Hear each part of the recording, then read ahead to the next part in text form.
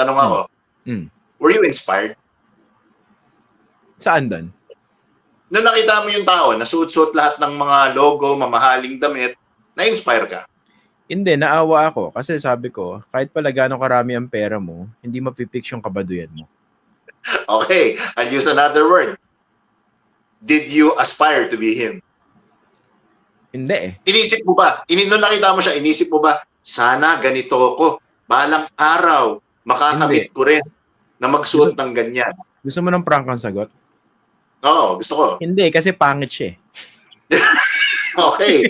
Kasi ba't ka naman gugustuhin maging siya, pangit siya? Yan kasi yung yan kasi yung buwelta ng mga influencers na nag-ostentatious display of wealth ngayon. And sa totoo lang, para akong tinutusok sa tagiliran, para akong sinasapak sa ribs. Pag naririnig ko yan, no, but what we're doing is aspirational. What we're doing is only for inspiration, para daw ma-inspire yung mga tao, para daw mag-aspire sila na maging katulad nila para they will one day hope to achieve kung ano yung mga private jet na sakay nila, yung mga bote ng wine na 280,000, yung meron lunch yata yun, was it a lunch? Umabot na almost kalahating milyon yung lunch na kinain ng isang influencer. Di ba? Hindi yun nakaka-inspire. Hindi yun there is a difference po. Yung inspiration, aspiration, pag sinasabi po yan ng influencer, dapat mas lalo kayong mainis sa totoo lang para sa mga facts natics. Kasi, okay, big word number one. Ang aspiration po, pag sinabi ng tao, celebrity, influencer, mga sikat, kagaya ni Ian Esguerra at ni Ronald Llamas. Pag ginamit nila yung pag ginamit nila yung term na aspiration, ang root po niyan, nakaangkla yan sa, ito na, big word number one, meritocracy. Kailangan may meritocracy. To aspire for something, it has to be earned, not given. So, halimbawa si Manny Pacquiao, that's a good example. Pag nakita mo si Manny Pacquiao, parati kong inuupakan si Manny Pacquiao sa mga guestings natin, di ba? Iyan, pinagtatawa na ko yung branding niya. But you gotta give it to that guy. Baka yun ang talaga rags to riches. That's what I'm saying. There's meritocracy. You see him, he's living the life, he's got his mansions, marami siyang mga Louis Vuitton bear, talagang maraming Louis Vuitton bear. But, alam mo na, nanggaling yan sa hirap, he pulled himself from his bootstraps, he worked hard, he pursued the dream. There is merit, earned, not given. Meritocracy po ang basis ng aspiration. Pwede ba ako mag-rant ala Llamas, Ian? Pwede ba? Pwede, sige. You have 14 minutes straight, uninterrupted. Wag naman. Hindi ako papasok sa sacred Llamas territory.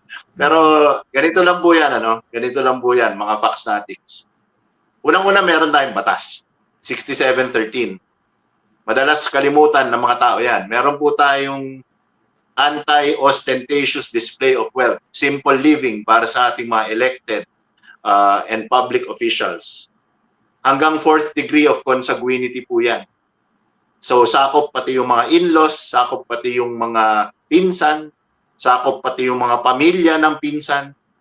Batas po yan. Hindi po yan haka-haka. It's not a matter of taste. It's not a matter of how tone-deaf naman, how insensitive. Hindi po. Batas po yan. 6713. Bawal yan. Bawal ninyong ipagmalaki or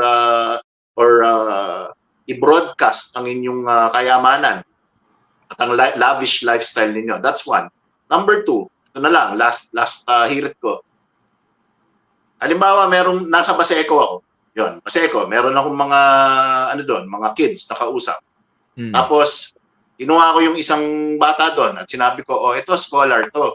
Dahil sumama siya sa Fair Play for All Foundation, nakapagkuha siya ng football scholarship dahil sa Fair Play for All at na-maintain niya yung grade niya at ngayon nakapag-graduate na siya at ngayon may trabaho na siya. That's aspiration. Aspirational yon. Pero imagine ko nasa Baseco ako, naglagay ako ng table, kumain ako ng steak doon, uminom ako ng champagne, wala akong sinasabi, pinapakita ko lang sa kanila. Tapos nilatag ko yung watch collection, tapos nag-ano ako doon, may tagapaypay ako. Is that aspiration? Sa tingin ko hindi eh. Sa tingin ko may word para doon sa Filipino, no? Starts with the letter K. Wag na nating sabihin. Rhymes with kapal. Pag yan ginawa ko, ako yun. So there's no aspiration value to that. If I just sat there and I displayed my wealth, opulence, and how much better my life is compared to you, there's nothing aspirational about that. So, yan po sana ang dapat matandaan ng ating mga influencers. Now that yung mga contractors na ito, yung kanilang mga relatives, di ba? At yung mga DPWH na officials na I think the social media bashing or criticism that they've been getting is deserved. From my end, I don't know if I speak for a majority, but me, absolutely. Sign of the times na po ito. Nagsasawa na ang tao. Nagsawa na. Alam mo, ayaw kong i-quote si FPJ. Alam niyo na yung quote. Napuno na. Ang salop. Ang salop. Sobra na eh. You can only go so far. You can only push a person so far. Sabi ni Senator Ping nung isang araw, hubris. O yan, that's my second big term, hubris. Sa Tagalog, wala actually Filipino word that captures hubris eh. Yung sobrang kapal na ng garapal. Hindi sapat yung yabang o garapal eh. Masyadong ano yun eh.